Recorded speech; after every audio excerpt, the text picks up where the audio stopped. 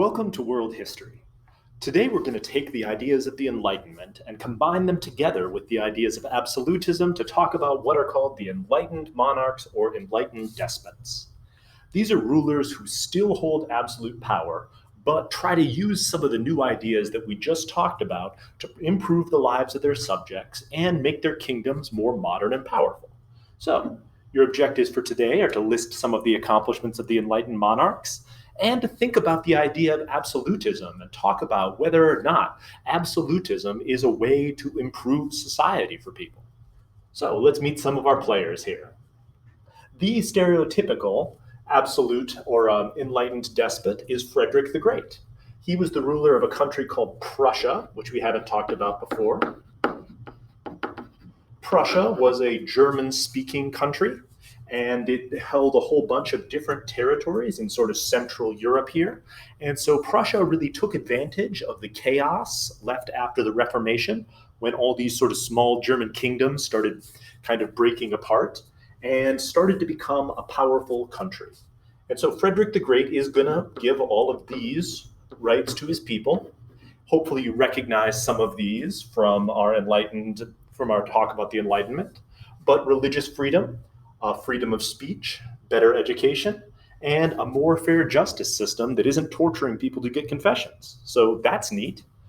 But at the same time, he didn't lessen his own power at all, and he resisted any sort of checks on his power like we saw in England.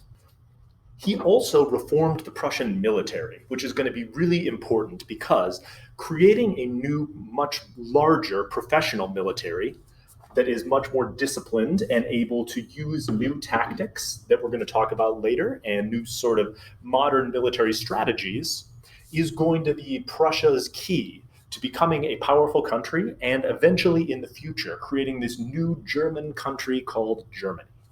So Frederick is going to modernize and make more powerful the Prussian military. The massive power of Prussia was on display in the 7 Years' War, which we briefly talked about because it led to France losing all its North American territories. And we're going to talk about again next time because it plays a really important role in the story of the American Revolution. But in Europe, the 7 Years' War is Prussia's coming out party because the tiny state of Prussia here is going to successfully defeat France, Austria-Hungary, Russia, and Sweden simultaneously. And so what this shows is that Frederick's military reforms worked and that Prussia is now the premier fighting force in Central Europe. So it's again, yet another example of how enlightened despotism can make a country modern and powerful, even if it hadn't been previously. Another example of an enlightened despot is Catherine the Great of Russia. We'd previously talked about Peter the Great's reforms.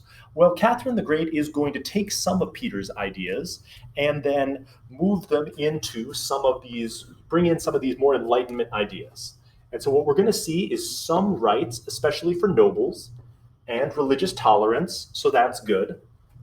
But Catherine the Great was very limited in the reforms that she actually pushed. She had planned to free the serfs of Russia.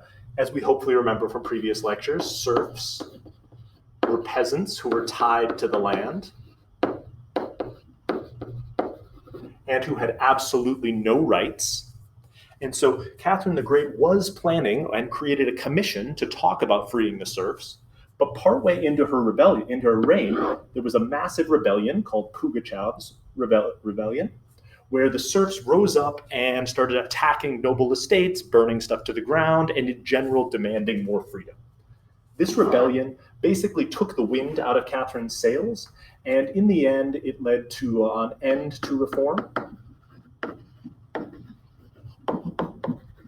And so while a lot of European countries were making life better for the common people, Catherine the Great really stopped all of these reforms, and the life of poor people in Russia stayed the same.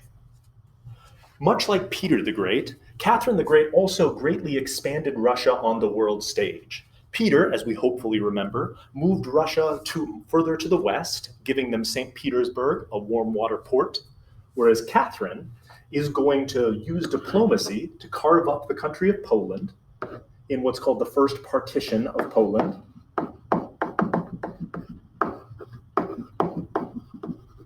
Poland had been a formally powerful country, sort of in between Russia and Europe. And over time, Catherine and the other great powers are going to continually carve Poland up until eventually Poland is just going to disappear. The other thing Catherine's going to do is she's going to expand Russia southward by going to war against the Ottoman Empire. You hopefully remember the Ottoman Empire was the powerful Middle Eastern empire controlling sort of much of what we today would call the Middle East. Well, Catherine's going to go to war with them with the goal of capturing Constantinople. She's going to fail to capture this city, but Russia and the Ottoman Empire are going to continue to fight a series of wars, and we're going to come back to that because it's going to be very important in the history of both Russia and the Ottoman Empire. So Catherine is going to expand somewhat,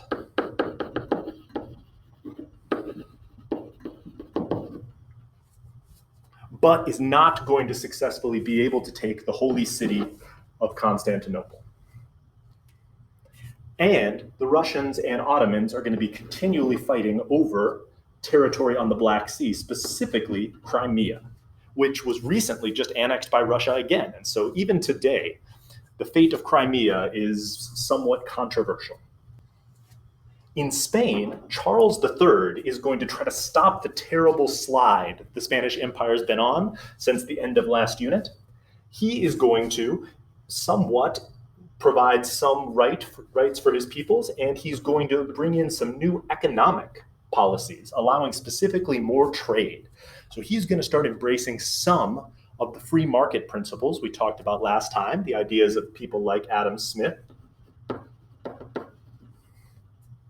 And he's going to also put in the rigid caste system that we talked about. So this was an attempt to increase his power over his subjects in the colonies. So Charles III is going to try to stop the slide of Spain into irrelevancy, and in general, he's going to fail. But it's important because, again, we're starting to see some economic reforms, and this divide is going to become really important when we start talking about life in those colonies in future units. Finally, Maria Theresa of Austria-Hungary. She is, again, going to be an enlightened ruler who is going to improve the lives of the common people. She's going to modernize the army, modernize the economy, and again, bring in those judicial reforms. So we see a lot of the same tactics and the same ideas being put into place by these various enlightened rulers. And she is going to make Austria a much more powerful and central country. And so these are going to be a lot of the main European players going forward. And so we now have all of our European great powers. We, of course, already talked about England. We talked about France. We've mentioned Russia. We've mentioned Austria now. And Prussia. And so these five powers are going to control the fate of Europe almost until World War I. So this brings us back to our objectives. Hopefully you can list some of the accomplishments of the Enlightened Monarchs. There's a lot of them that overlap, so hopefully you can pull out a few of them and talk about things like freedom of religion, modernizing the economy, modernizing the legal system, stuff like that. And you can start to form opinions about whether or not absolute rulers and the power that they have can lead to a better life for some of their subjects.